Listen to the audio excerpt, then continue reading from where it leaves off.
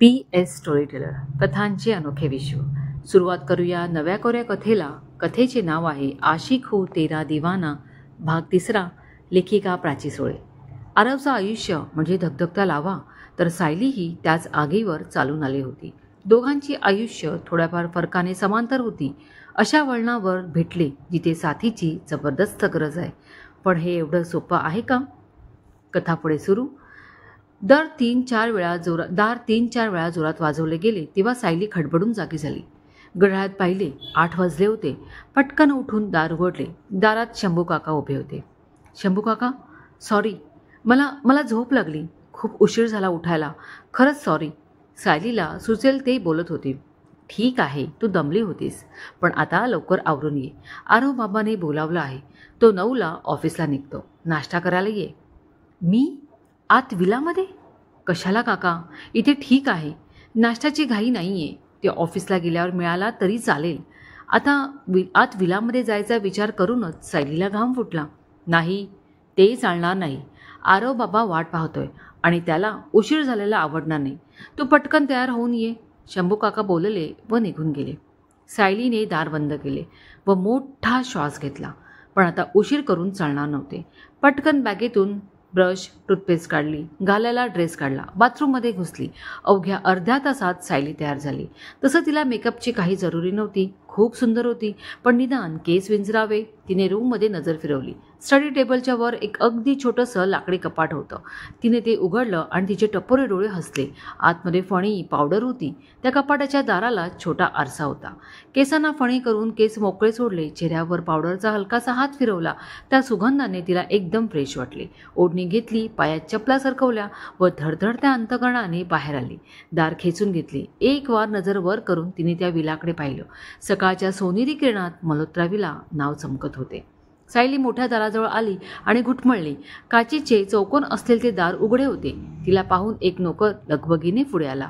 आई अंदर, तो अदबीने म्हणाला. खेचून हसू आणत सायली थँक्स म्हणाली व दबकत एक पाऊल आत टाकले. तिने भिरभिरत्या नजरेने पाहिले. अबब, कोपरानं कोपरा श्रीमंतीच्या थाटाने सजला होता. डोळे फाडून ती फक्त बघत होती. सायली, ये आत. शंभू काकांचा आवाज कानावर आला आणि ती भानावर आली. चल, ते बोलले व पुढे चालू लागले. सायलीही त्यांच्या मागे निघाली. 2 मोठे हॉल पार केल्यावर डायनिंग हॉल आला. तिथे डायनिंग टेबल होते म्हणून डायनिंग एरिया, नाहीतर तो मोठा हॉलच होता.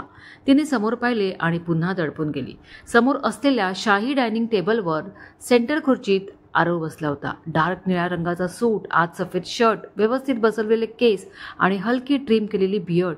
राहून राहून सायलीला कालची रात्र आठवत होती आणि तिने केलेला वेडेपणा. Please come, have a seat. त्याचा दमदार आवाज कानावर पडला तसं पटकन तिरमिरीत जाऊन ती त्याच्यापासून 3 खुर्च्या सोडून बसली. Good morning. तो काही बोलायच्या आत सायली बोलली. Good morning, how are you? त्याने विचारले. Fine, thank you very much and extremely sorry for last night. सायलीने लगेच बोलून घेतले आणि तिच्या मनावरचं ओझं हलकं झाल्यासारखे वाटले. सॉरी? वो किस लिए? सायलीने नजर खाली ठेवणं पसंत केलं. काय सांगणार? का सॉरी ते? शंभू काकाने नाश्ता लावायला सुरुवात केली. Fruits, juice, bread butter, egg omelette आणि बरंच काही होतं. सायली फक्त बघत होती. हा नाश्ता आहे की जेवण? शंभू काकांनी दोघांच्या प्लेट्स भरल्या. बाबा, कुछ लगेगा तो बोलो, मैं अंदर हो. ते आत निघून गेले.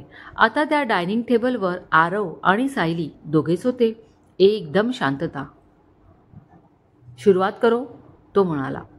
हां. सायलीने 1-2 चमचे नाश्ता खाल्ला. तुम्ही मला इथे राहायला दिलेत, खूप थँक्स. पण मी इथून निघून जाईन दुसरीकडे. माझा त्रास होऊ देणार नाही. म्हणजे मैं आज ही यहाँ से जाऊंगी. वैसे कहाँ जाना है पता नहीं, लेकिन किसी NGO में जाऊंगी. वहाँ कुछ काम. पुढचे शब्द तिच्या तोंडातच राहिले. बोलताना तिने त्याच्याकडे पाहिले आणि आरवच्या डोळ्यात तोच रात्रीचा अंगार होता व एकटक तिच्याकडे बघत होता. हमारे में कुछ भी हो, खाने का अपमान नहीं करते. आरव एवढंच बोलला आणि समोरच्या प्लेटमधलं खाऊ लागला. आता पुढे काही बोलायची सायलीची हिंमत झाली नाही. मुकाट्याने ती प्लेटमधलं वाढलेलं संपवू लागली. Hello, good morning. एक मोठा आवाज त्या हॉलमध्ये गुंजला आणि दोघांनी तिकडे वळून पाहिले. प्रसन्न हसत क्रिश सेनी येत होता, पण सायलीला पाहून अचानक थांबला आणि प्रश्नार्थक नजरेने आरवकडे पाहू लागला. चाय, कॉफी, नाश्ता कुछ करना है? आरवने पटकन विचारले. ना, सब करके आया हो. त्याची नजर मात्र सायलीवरच होती. तो चल, लेट्स मूव. आरव नॅपकिनने तोंड पुसत म्हणाला व उठला. त्याला पाहून सायलीही उठून उभी राहिली. अरे, अभी तो आया हूँ, बैठने तो दे. क्रिश खुर्ची खेचत म्हणाला, पण आरवने त्याला रिस्ट वॉच दाखवले. इट्स 9. 9:30 बजे ऑफिस टच होना है, कम. त्याला बसू न देता त्याने म्हटले. शंभू काका. जी आरव बाबा. शंभू काका, निकलता हो और यहाँ से कोई कहा नहीं जाएगा. हे बोलताना त्याने सायलीकडे पाहिलं, पण त्याचा आवाज तिचे कान जाळत गेला. बुटांचा खाड खाड आवाज करत तो तिथून निघून गेला.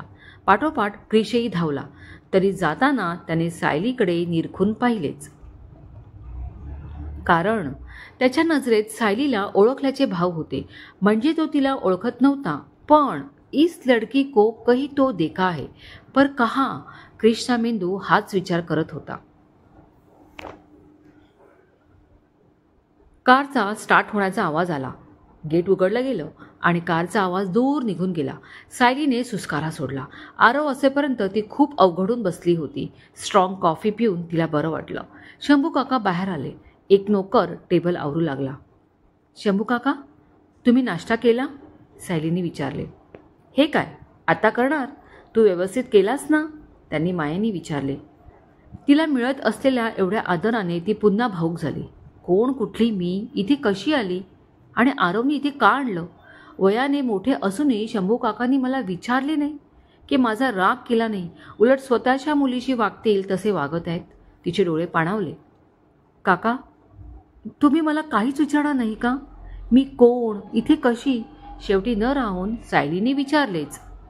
सायली बेटा, त्याची काही गरज नाही, कारण माझा आरववर पूर्ण विश्वास आहे.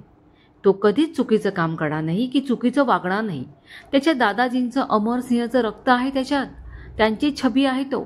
मला जेव्हा कळायचं आहे तेव्हा कळेलच, पण हां, कुठलाही चुकीचा निर्णय घेऊ नकोस. आरवला अजिबात आवडणार नाही. तो सांगून गेलाय, तू ऐकलं असशीलच. शंभू काका शांतपणे बोलले. हो, ऐकलं मी ते, पण काका, मी अशी किती दिवस इथे राहणार? तसंही माझ्या आयुष्यात आता एक मोठं काम करणं तेवढं महत्त्वाचं आहे. ते झालं की मग मला कसलीही चिंता नाही. बोलताना सायलीचा आवाज एकदम कठोर झाला आणि डोळे आग ओकत होते. शांत हो मुली, सगळं नीट होईल. काका, एक विचारू? हो. आरव साहेबांची फॅमिली कुठे दिसत नाहीये? कधीपासून विचारायचा प्रश्न सायलीने विचारलाच. शंभू काकांनी तिच्याकडे पाहिलं आणि त्यांचा चेहरा दुःखी झाला.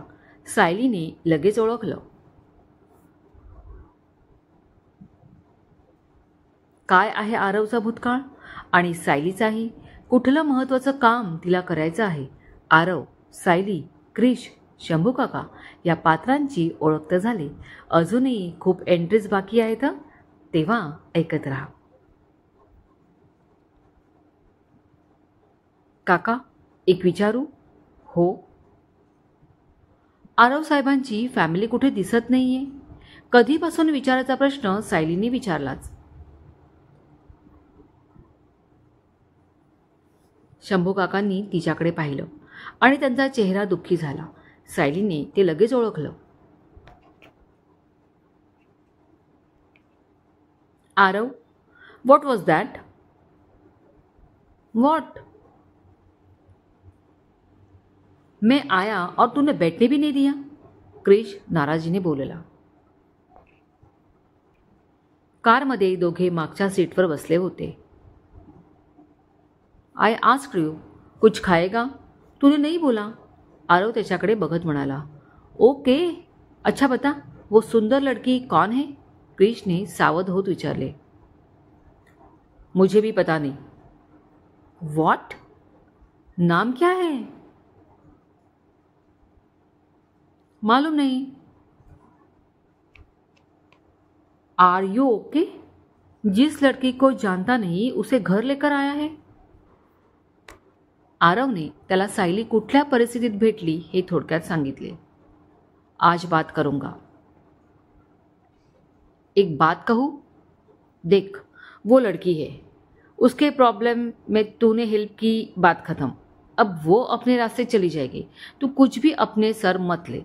क्रिश इकडे आरवला सल्ला देत होता, पण दुसरीकडे सायलीबद्दल विचार करत होता. तिला त्याने पाहिलं होतं, पण कुठे ते आठवत नव्हते. तरी तो आठवणार होता. क्रिश, उस लड़के के बारे में मैं डिसिजन लेने वाला हूँ. Let's not discuss. आरवने असे म्हटले म्हणजे क्रिश समजून गेला की आता हा विषय बंद. ओके, त्याने खांदे उडत म्हटले. आरव नसल्याने शंभू काकांनी सायलीला विलामध्येच थांबायला सांगितले. तुला विला बघायची असेल तर जा बघ, ते म्हणाले. नाही नको, मी मदत करते तुम्हाला कामात. मला इथे काहीच काम नाहीये. मी फक्त इथल्या नोकरांना सूचना देतो आणि आरव बाबाची काळजी घेतो.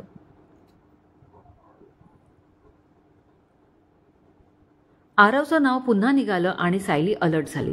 सकाळी शंभू काका दुःखी झाले होते. त्यांना विचारावं का पुन्हा, असा एक विचार तिच्या मनात येऊन गेला.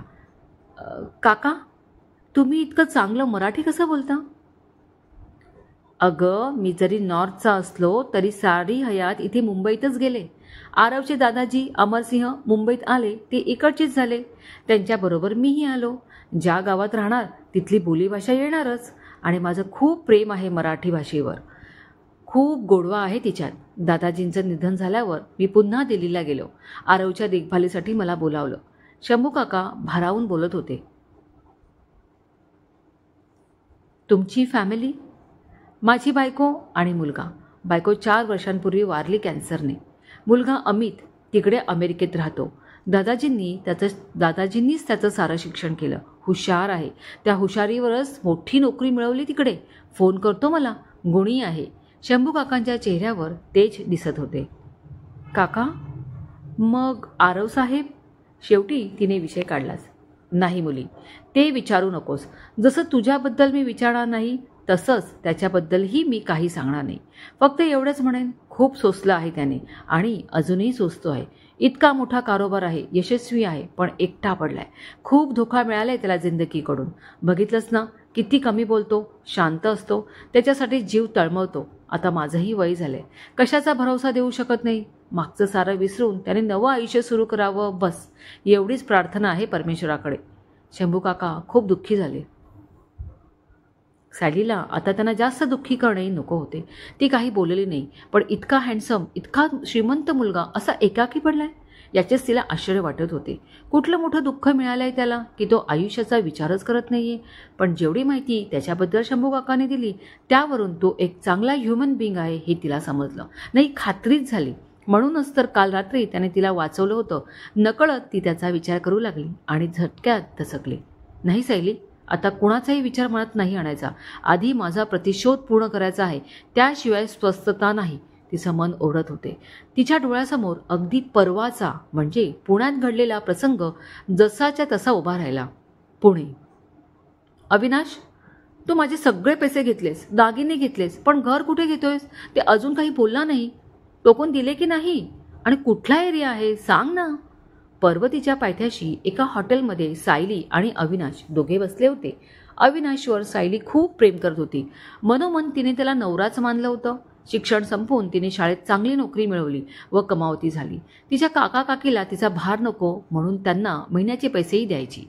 सेव्हिंग करून ठेवली होती. तिचे आई वडील अमरनाथच्या यात्रेला गेले आणि तिथे त्यांना अपघात झाला व सायली पोरकी झाली. कजाक काकीला ती नकोच होती, पण नशिबाने नोकरीला लागली आणि थोडे पैसे देऊ लागली. तसं काकाने तिला सबुरीने घ्यायला लावलं. तिच्या आईचे दागिने मात्र नातेवाईकांनी मध्यस्थी करून तिला मिळवून दिले. काकीचा त्यावरही डोळा होताच. ती फक्त संधीची वाट पाहत होती. अविनाश, अरे बोल, मी काहीतरी विचारते आहे तुला. सायली थोडी वैतागली. ए गप ग, काय तुझी भुणभुण लावली आहेस? दागिने पैसे दिलेस म्हणजे काय कुबेरचा खजाना दिलास की काय? अविनाश डोळे मोठे करून रागावून बोलला. आणि हा सायलीला मोठा धक्का होता. अविनाश तिच्याशी इतकं उर्मटपणे बोलेल याचा तिने विचार केलाच नव्हता. अवी, का असा चिडचिड करतोयस? काही प्रॉब्लेम असेल तर बोल, आपण सॉल्व्ह करू. घर नाही बघितले असेल तर दोघे मिळून शोधू, सायलीने नमते घेत म्हटले. अविनाशही थोडा शांत झाला. त्याला सायलीला इतक्या दुखवून चालणार नव्हते. तिचे घेतलेले पैसे आणि दागिने याचं त्याने काय केलं हे त्यालाच ठाऊक होते. इतक्यात त्याला तिचा रोष घ्यायचा नव्हता. ऐक डिअर, माझं तुझ्यावर माझ्यापेक्षाही जास्त प्रेम आहे. तुला कायम सुखात ठेवायचे आहे. मी 2 ठिकाणी फ्लॅट बघितलेत. दाखवणारा एजंट 2 दिवस बाहेर गेलाय. तो आला की दोघी जाऊ बघायला. तोपर्यंत मी लोनचं प्रोसिजर चालू करणार आहे. अविनाश एका IT कंपनीत कामाला होता. घरी आईवडील होते. आणि सॉरी हां, तुझ्यावर रागवलो, अविनाश म्हणाला. इट्स ओके राजा, मला तुझा राग येत नाही.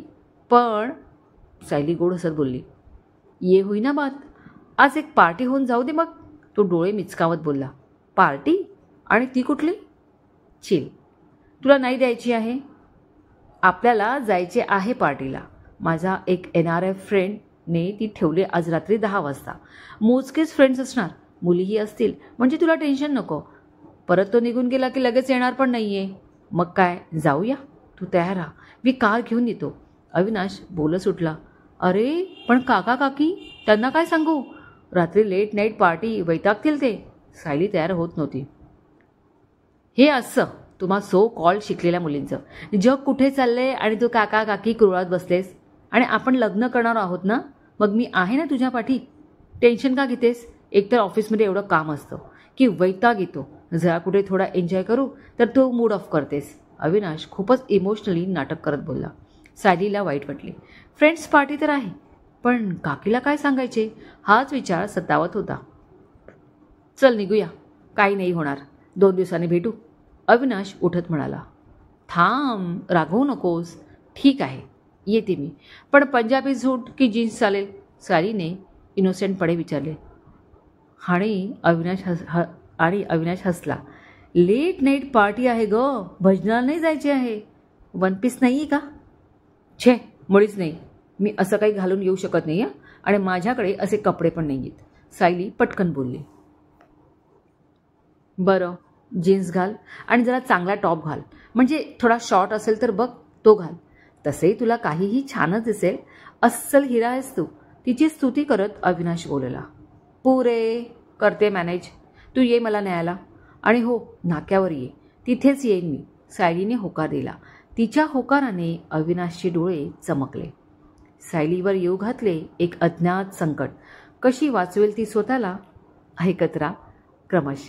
इथे वाचत राहा असं लिहिलंय कारण ही कथा माझी प्रतिलिपी ॲपवर आहेत, सो मी ते वाचत राहा असं लिहिलेलं असतं. सारे हक्क लेखीकडे सुरक्षित. कथा कशी वाटते नक्की आवर्जून सांगा. कथा लेखित प्राची सुळे, आवाज Prachi Sule. Thank you. Take care.